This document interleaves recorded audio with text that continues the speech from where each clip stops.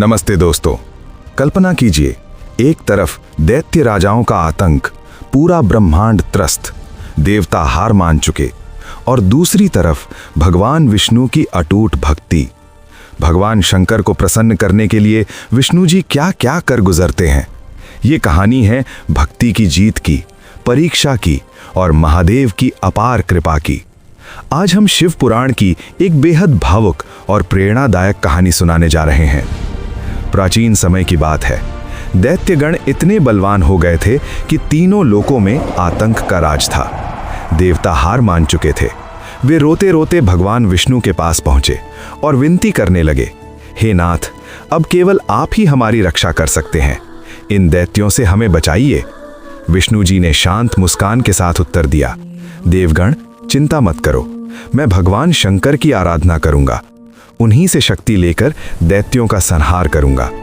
ये कहकर भगवान विष्णु कैलाश पर्वत पहुंच गए। उन्होंने वहां मिट्टी से एक सुंदर शिवलिंग बनाया और भगवान शिव के सहस्त्र नाम का जाप शुरू कर दिया। हर नाम पर वे एक एक कमल चढ़ाते जा रहे थे। 1000 नाम, 1000 कमल। ओम नमः शिवाय, ओम महेश्वराय। हर नाम के साथ उनका हृदय शुद्ध होता जा रहा था। उनकी भक्ति देखकर स्वयं ब्रह्मांड थर्रा उठा।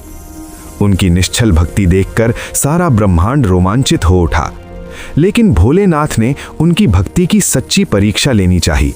उन्होंने चुपके से एक कमल छिपा लिया। जब अंतिम नाम सर्वसत्वावलंबन आया तो विष्णु जी ने देखा एक कमल कम है। उनका मन व्याकुल हो गया। वे बोले, ये कमल कहाँ चला गया? मैंने तो ठीक गिना था, अब क्या करूं? तभी उनके चेहरे पर दिव्य मुस्कान आई। उन्होंने कहा, अरे, मेरा तो नेत्र ही कमल जैसा है। कमल नयन कहलाता हूं ना मैं। और बिना एक पल भी सोचे उन्होंने अपना बायां नेत्र निकाल लिया। खून की धार बहने लगी। दर्द असहनीय था, फिर भी उनके मुख पर भक्ति की ज्योति चमक रही थी। उन्होंने वो नेत्र शिवलिंग पर चढ़ा दिया। उसी पल पूरा कैलाश पर्वत कांप उठा। शिवलिंग से अत्यंत तेजस्वी ज्योति फूट पड़ी और भगवान शंकर स्वयं साक्षात प्रकट हो गए। उनके नेत्रों में अपार करुणा और प्रसन्नता थी। भगवान शिव बोले, हे विष्णु, तुम्हारी ये निस्वार्थ भक्ति देखकर मैं बहुत प्रसन्न हुआ हूं।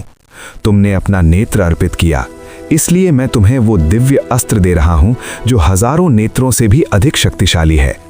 ये कहते हुए उन्होंने एक अत्यंत चमकदार तेजस्वी चक्र प्रकट किया और विष्णु जी को दे दिया। वो चक्र 10,000 सूर्यों की भांति जगमगा रहा था।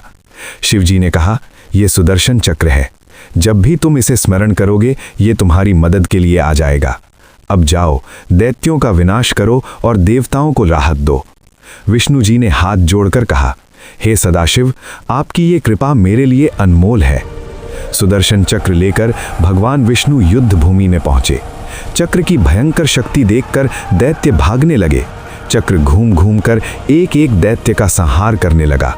अंत में सभी दैत्य मारे गए और तीनों लोकों में फिर से शांति स्थापित हो गई। दोस्तों, इस पवित्र कथा से हमें एक बड़ी सीख मिलती है। सच्ची भक्ति कभी व्यर्थ नहीं जाती। जब भक्त अपना सब कुछ भगवान को समर्पित कर देता है तो भगवान उसे असीम शक्ति और आशीर्वाद देते हैं। याद रखिए, शिव और विष्णु एक ही हैं, दोनों में कोई भेद नहीं। अगर ये कथा आपको छू गई हो तो लाइक करें, चैनल को सब्सक्राइब करें और कमेंट में ज़रूर लिखें, हर हर महादेव।